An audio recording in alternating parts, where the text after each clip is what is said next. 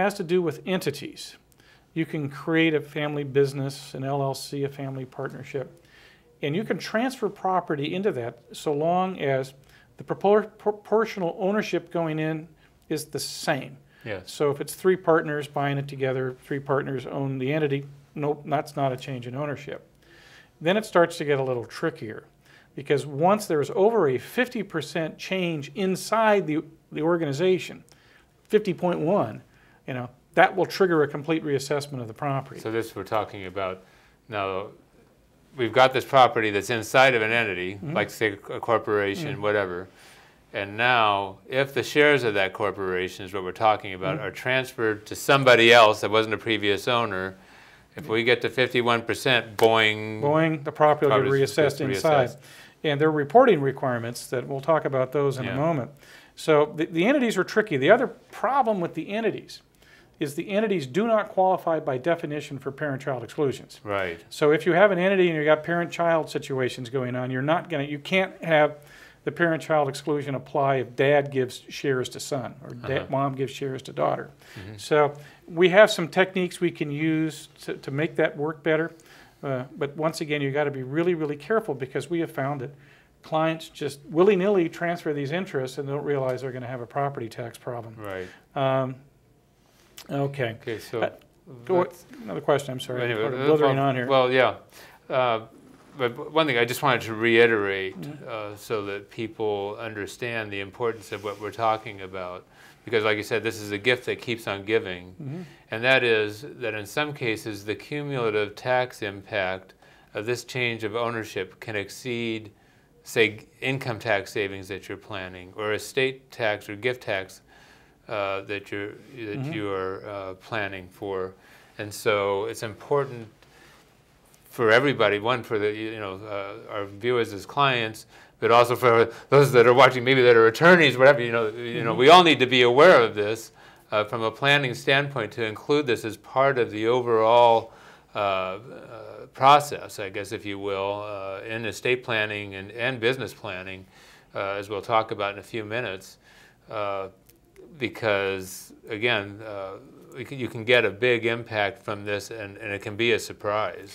Yeah, it can be a surprise. As I mentioned briefly, the reporting requirements, because you are required to report these things. And when you record a deed, you're supposed to file what's called a preliminary change of ownership report. We call them PCORs for short. And that form has all of these various exclusions on it, including the parent-child. And if you check the parent-child box, there's another form you have to fill out, which is a parent-child exclusion form. That's also supposed to be sent in with the deeds too.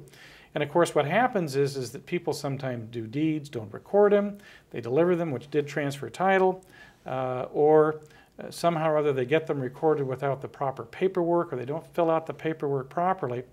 And these may sit for years. And all of a sudden, wham, the assessor's office finds out that there's been a change in ownership, and they will come back and they will issue what's called an escape assessment for every year from the time of the actual change of ownership to now, plus interest.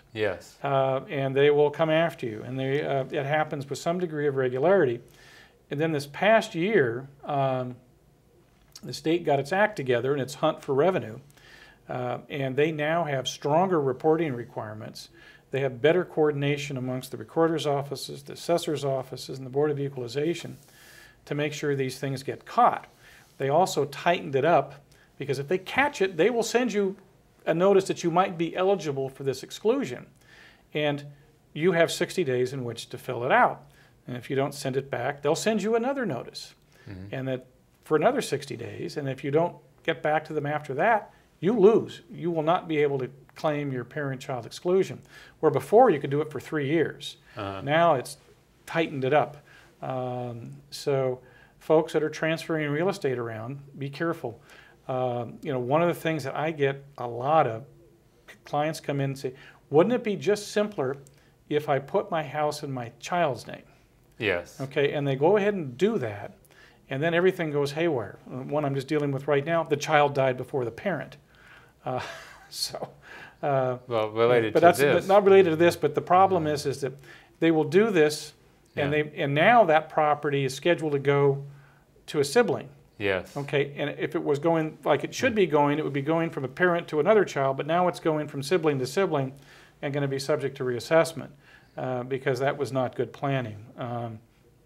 So it's important that these things be set up the right way and that you get to somebody who understands these rules. Now, but the example that you brought up, it brought something to mind, and that relates to these refinancings and so forth, and that quite often along the way there are title changes that are made related taking properties out of trust and all of this other stuff, and or getting it into a certain person's name because they're the one that could qualify for the loan. I mean, well, those happen. The good news is there is an exception if these people are put on title for acquisition of a loan. And you can say they really didn't have an interest, and you can wiggle your way out of that, but it is dangerous. Yeah. But usually it's parent-child, and the parent-child goes both ways, by the way. Okay. You can go child-parent too. Yes. And parent-child. So if mom and dad are put on title for the loan, and then a year later they deed it back, they are eligible for the parent-child exclusion. Okay. For that. So but if it's aunt and uncle, you might have a little more difficulty. Right. And it seems to me you're playing havoc here with your paper trail. Yeah. And not to mention, potential gift tax issues and other things along the way. It's good just to document it all. Okay. We've been talking. Let me just mention the grandchildren. Except right, this doesn't come up very often. But if you're a grandparent to a grandchild works, it'll also work under the same rules. But both natural parents have to have predeceased. Yes. It's not just the parent, not just the child of the grandparents. It's like there's a void there that now you can jump across. Because there's also, the parent-child exclusion also extends to daughters-in-laws and son-in-laws. And so that level has to be gone before both mom and dad are gone. And if the grandchild's an orphan, in essence, then you can have a grandparent-grandchild exclusion. And I've been doing this a long time, and this only come up twice in my legal career where we actually had to find the form to claim it, and it did work. So, okay. And we actually had to provide certified death certificates of the predeceased parents along with it. So they make you jump through the hoops. Yeah. So. Now, with these family exclusions in mind, how can distributions from an estate or trust be structured to avoid reassessment? Well, sometimes you can actually, if the family says, okay, Janie wants to have the family home. Well, give Janie the family home directly, and then give something else to the other kids, okay? Or if that's not possible, then so you don't have the sibling transfer, you just got to make sure that you do, that you do the refinancing or wherever the money is going to be generated to even up the distributions at the trust level. Okay. That's an important step in it all. Now, the good news is there is pending a change to the rules at the Board of Equalization that will allow what you would think would be an easier way to do that, and that is for Janie to get the house, get the mortgage on it, and pay the money back to the trust, which would be the easier way to do it. And there is a possibility that's going to happen. Okay. And so Good news. Stay tuned. Okay. What are some gift tax planning considerations related to this? I'm thinking mostly related to smaller transfers, and what sort of exemptions that we may be able to use for that. Well, yeah, there's a special, it doesn't really come into play too much here, but for really tiny transfers of 5% or $10,000, those are exempt too. Now, in our community, those seem pretty absurd. I can tell you right now, you can buy a nice house in Crescent City for about $40,000. And you can see where you could probably give away a house in little pieces. Yes. And fit into that.